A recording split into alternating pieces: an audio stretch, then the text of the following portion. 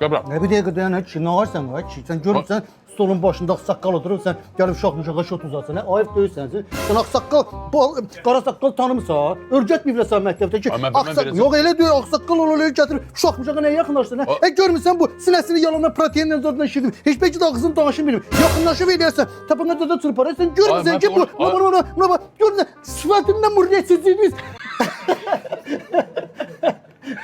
sıfatları reçetimiz maşenlik sıfatı var.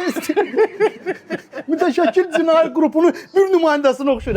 Görmüsən bu rojesinin reçetivisti oxşuyur. Sən aksaqqal, qara saqqal tanımırsan. Hemen bu işte bir çəlmə qartmışım, gətir uşağı şot uzatsın. Hemen ver görüm ha, ver görüm ha. Ver görüm ha uşaq. Ay sağ ol, getdin, gözdə ara getsən. Ver görüm o 20'liyi. Çıxart görüm. Sonra getdi. Tanımır abi. Bunlar bir gənclər indi bilmədilər. Aksaqqal ağzı, qara saqqal ağzı. Bir fərqi də görmürlər rəhdə. Yox, mən Gözə maşındayım gəl. Bu mən təhqir elədi. Şu saat mənə işlədim, ağar ya bu.